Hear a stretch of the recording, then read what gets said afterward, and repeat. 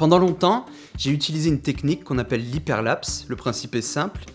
Il faut prendre plusieurs photos en continu d'un point fixe tout en se déplaçant, ce qui crée un effet de mouvement accéléré, un peu comme le timelapse, mais en mouvement.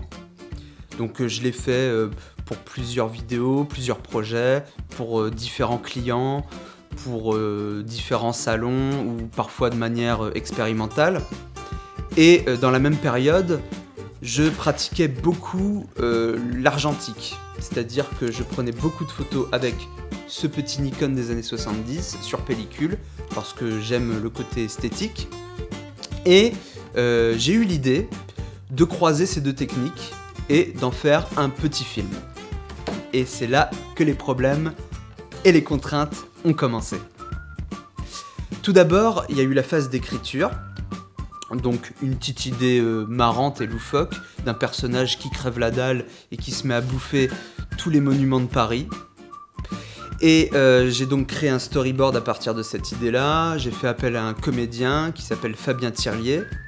Et c'est là que la complexité a commencé, parce que faire un projet comme ça, il faut beaucoup investir, ne serait-ce que dans la pellicule, parce qu'on est limité qu'à 36 photos par pellicule, donc vous imaginez le nombre d'images qu'il me fallait pour faire ce film.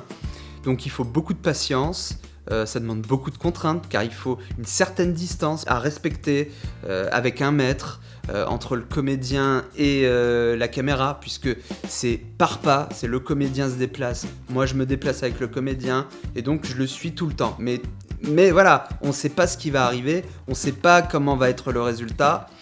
Si c'est foiré, il faut tout recommencer. Donc, beaucoup de contraintes de ce point de vue-là.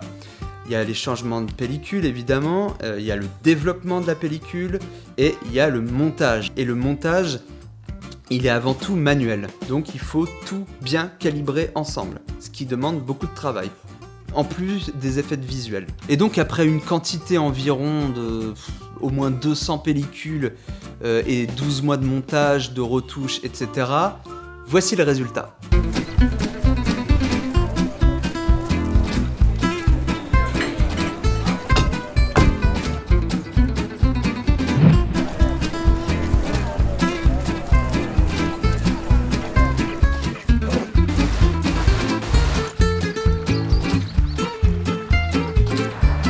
Vous aimez bien ? En tous les cas, ça a été satisfaisant pour nous parce que le film a été récompensé par le Cannes World Film Festival Best Expérimental. Merci infiniment pour la reconnaissance du travail. Oula. Et en tous les cas, si vous voulez regarder ce film, regardez sur ma chaîne TikTok ou sur ma chaîne YouTube ou sur mon Instagram, où vous voulez, pour vous faire plaisir, c'est très sympa. Et si vous avez des questions, eh bien n'hésitez pas à me les poser en commentaire.